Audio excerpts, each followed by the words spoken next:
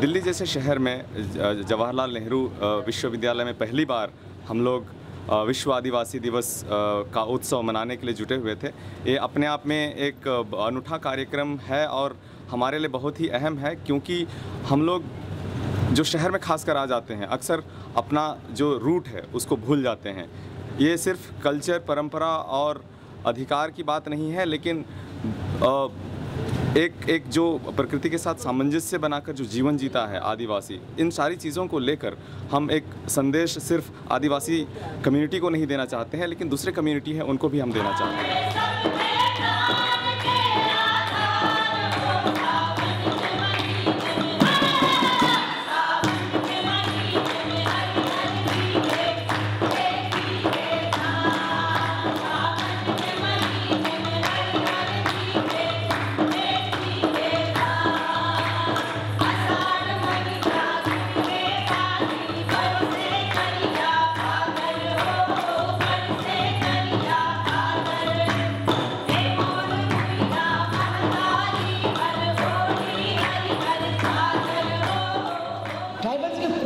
नहीं होती है, उनके कबीले हो सकते हैं, उनके वो होते हैं, और लेकिन हमें जनजाति कहा।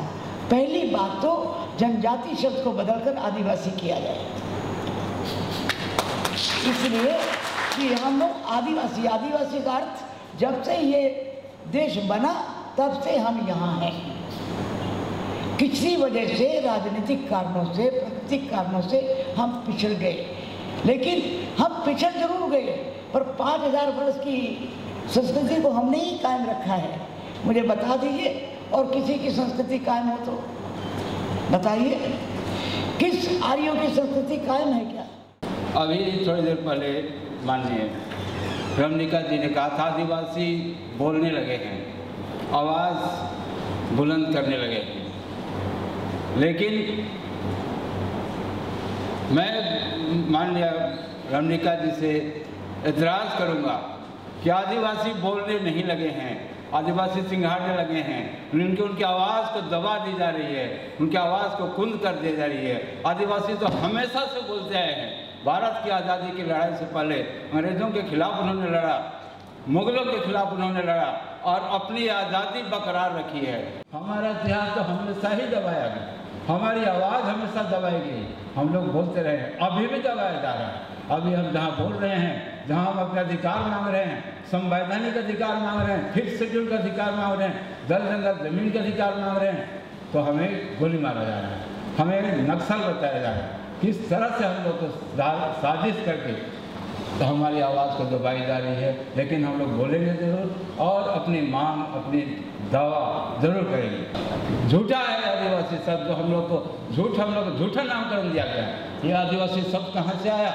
आज ये इन्होंने कहा इंडिजिनस पीपल, तब हम लोग अपने आप को आदिवासी कह रहे हैं, अपने आप को आदिवासी कह रहे हैं, लेकिन यहाँ की सरकार, यहाँ का संविधान, यहाँ की जनता यहाँ में आदिवासी नहीं कहते। आदिवासी का अधिकार कहाँ दिया? आदिवासी मतलब यहाँ के मूलवासी, इंडिजिनस पीपल। आप अंग्रेजी से इसको अनुवाद करते हैं इंडिजिनस पीपल, तो हमें इंडिजिनस पीपल का अधिकार तो मिला ही नहीं।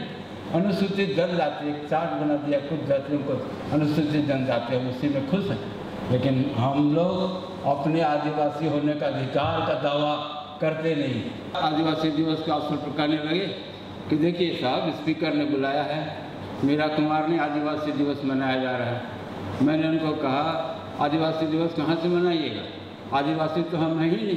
तो नहीं, मैं मंत्री हूँ, मैं 9 बार MP जीता हूँ, मैं जानता हूँ आदिवासी दिवस मीरा कुमार का चिट्ठी है। मैंने कहा मीरा कुमार का चिट्ठी है, वर्ल्ड इंडिजिनस डे इस पर है, लेकिन भारत का आदिवासी हम कहाँ हैं? You are not Adivasi at all. नहीं, तुम गलत कह रहे हो। उन्होंने अपना IAS अफसर बुलाया, अपना सेक्रेटरी बुलाया, लेकिन मैं शर्म के मारे, इतने पुराने बुजुर्ग नेता, भारत सरकार के मंत्री, उनको मैं कैसे कहता कि साहब we are not identified as Adivasi in India. जल जंगल जमीन हमारा है। अभी थोड़ी देर पहले कह रहे थे जमीन के नीचे, किसी ने, हमारे पुरखों ने पूछा कि ज़मीन के नीचे जो है वो हमारा अधिकार उस पर नहीं है, ये कैसे होगा? ये ऐसे ही हो रहा है। ज़मीन के ऊपर में हम बैठे हैं और हमें नक्सल बना के हमें भगाया जा रहा है, हमारा ज़मीन का अधिग्रहण किया जा रहा है, हमें विस्थापित किया जा रहा है और उस ज़मीन पर लाखों करोड़ों रुपये की प्रॉपर्टी हमारी है। उस प्रॉपर्टी पर कौन दावा कर रहा है, कौन लूट रहा है? ये दूसरी सरकार के बल पर, पुलिस के बल पर मल्टीनेशनल कंपनी लूट रही है, टाटा बिरला लूट रहे हैं। अभी कल परसों संसद में पेश हुआ, उसके पहले शाह कमीशन, सुप्रीम कोर्ट का कमीशन ने रिपोर्ट दिया, उड़ीसा में 60,000 करोड़ रुपया का खनिज, आयरन ओर और मैग्नीज लूटा गया। उनको लीज का जो परमिट दिया गया था वो 20 साल पहले ख़त्म हो गया। बिना परमिट के, बिना लीज के 21 कंपनियां लूटती रही और सरकार उनको मदद करती रही, पुलिस पर प्रशासन सारी मदद करते रहे।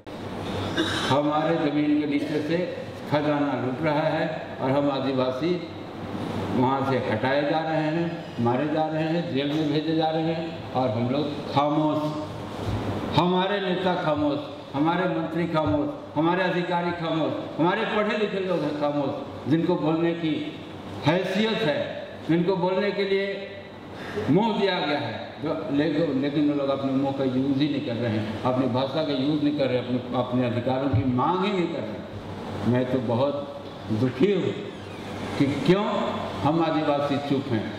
रमनिका जी को मैं धन्यवाद दूंगा कि उन्होंने कहा कि बोल रहे हैं। हमें बोलना सीखना पड़ेगा, हमें दावा करना पड़ेगा, हमें क्लेम करना पड़ेगा। पहले इसी बात को क्लेम करें कि हम आदिवासी हैं। अगर हम अपनी बात का, अपनी भाषा का, अपने संस्कृति का, अपने इतिहास का ही क्लेम नहीं करेंगे तो हमारी पढ़ाई लिखाई, हमारा जीवन रहना ही बेकार है। जहाँ कहीं भी जाते हैं वहाँ लोग पूछता है व्हाट इज योर नेम, आप कहाँ के हो, आपके पिताजी का नाम क्या, आपके पूर्वज क्या थे। हम लोग तो कुछ है ही नहीं, हम लोग अपना नाम बताने में शर्माते हैं क्योंकि हम आदिवासी के नाम हमको दिया ही नहीं। इंडियन मीन्स इंडिजिनस, हम लोग इंडिया के इंडिजिनस लोग अभी भी खामोश हैं, चुप है। कॉन्स्टिट्यूशन ऑफ इंडिया में 5th शेड्यूल स्पेशल अधिकार आदिवासियों को दिया गया, लेकिन हम लोग उस 5th शेड्यूल के अधिकारों से ही परिचित नहीं है। हमारे पूर्वज उन्होंने लड़ाई लड़ा और ये पहचान हम लोग को स्थापित रखा और इस पहचान को हम लोग आज स्थापित रखने नहीं सक रहे हैं, आज इतनी सुविधा होने के बावजूद, इतने पढ़े लिखे होने के बावजूद। इसलिए हम अपने आप को गौर करें कि हम लोग क्यों अपने आप को नहीं पहचान रहे हैं, क्यों अपना दावा, अपना अधिकार नहीं मांग रहे हैं। उसी तरह भाइयों, अपनी भाषा, हमारा धर्म, हम सब लोग अपने अपने धर्म को लेकर के लड़ रहे हैं।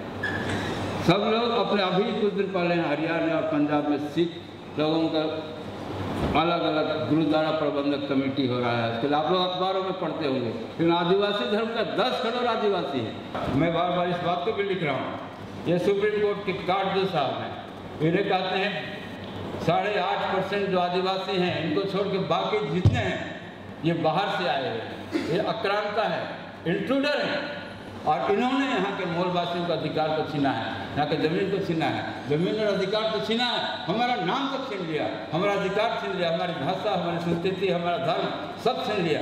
और अभी हम लोग ये लोग कहते हैं अलग अलग राज्यों में अलग अलग आदिवासी अलग अलग धर्म मानते हैं, लेकिन असल बात यह है कि ये अगर हमें अपने हमारे धार्मिक अधिकार दें, हमारे सांस्कृतिक अधिकार दें, हमारा नाम हमें दे दें, तो इनको हमें मानना पड़ेगा कि यहाँ के मूलवासी।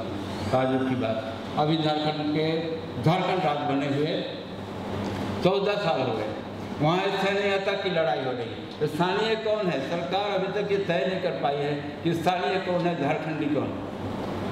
बताइए, ये स्थिति है हमारे देश में। हम लोगों के साथ जो अन्याय हो रहा है, इस अन्याय के खिलाफ आज हम लोग को इंटरनेशनल लेवल पर, अंतर्राष्ट्रीय स्तर पर एक पहचान दिया गया और उस पहचान पर हम गर्व कर रहे हैं, लेकिन अपने स्तर पर हम पहचान लेने से शर्मा रहे हैं, संकोच कर रहे हैं, आवाज़ नहीं उठा रहे हैं। हमारे पार्लियामेंट में 42 एमपी हैं। आज बीजेपी का मीटिंग हो रहा है, 27 लोग बीजेपी हमारे आदिवासी जीत के गए हैं, लेकिन वह इस सरकार ने, इस बीजेपी की सरकार ने एक बार भी आदिवासी शब्द का इस्तेमाल नहीं किया। दलितों के लिए थोड़ा बहुत बोला प्रधानमंत्री और राष्ट्रपति, आदिवासी के लिए कभी आज तक बोला ही नहीं, ना आज न पहले। लेकिन ना वहाँ जो हमारे माननीय सदस्य जीत के आए हैं, जिनको हम लोगों ने वोट कर देता है, वो हमारे बारे में कहेंगे नहीं। वो लोग नहीं कहेंगे, उनकी अपनी बाध्यता है, उनकी अपनी मजबूरी है। लेकिन हम तो कह सकते हैं कि हम इस देश के बासिंदे हैं, इस देश के मूलवासी हैं और हम आदिवासी हैं। भाइयों और बहनों, मैं आप लोगों से यही गुजारिश करूँगा कि आदिवासी हम हैं, इस बात को दावा करने के लिए हम लोग आगे बढ़ें, ताकि हम लोग अपना पहचान, अपना इतिहास, अपनी संस्कृति, अपनी भाषा तो बाद में आए, पहले हमारा नाम हमें मिलना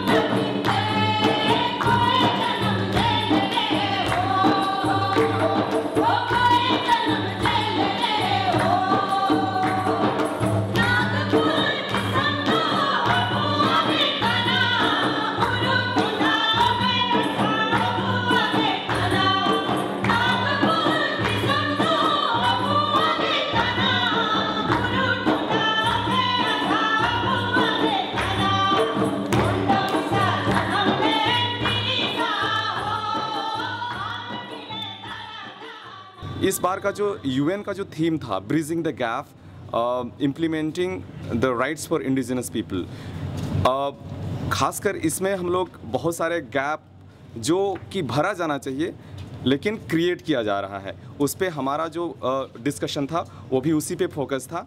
आज का ये आयोजन विश्व आदिवासी दिवस हमने मनाया और ये कई मायनों में सफल रहा है और हमें एक नया संदेश खासकर हमें एक प्रेरित करता हुआ, खासकर युवाओं को और महिलाओं को, हम नवयुवतियों को, युवकों को एक आह्वान देता है कि हम अपने अधिकारों के लिए और अपने अस्तित्व के लिए, जो खासकर हमसे जल, जमीन और जंगल से जुड़ा हुआ है, इसके लिए हमें एक नया संदेश देता है। और हम खास करके मैं एक स्त्री होने के नाते अपने आदिवासी महिलाओं के लिए एक खास बात कहना चाहती हूँ, जो है कि हम अपने अधिकारों के लिए शुरू से ही सचेत रहे हैं और आज जबकि हमारे अस्तित्व की लड़ाई है तो हम पारिवारिक स्तर पर, सामाजिक स्तर पर और राजनीतिक स्तर पर अपनी भागीदारी को बढ़ाने के लिए अपने स्तर पर ही कोशिश करेंगे। आदिवासी लोगों को उनका जल, जंगल, ज़मीन बिल्कुल मिलना चाहिए और जो प्रकृति के साथ सामंजस्य बनाकर ये लोग अपना जो डेवलपमेंट करना चाहते हैं, उनका ये अधिकार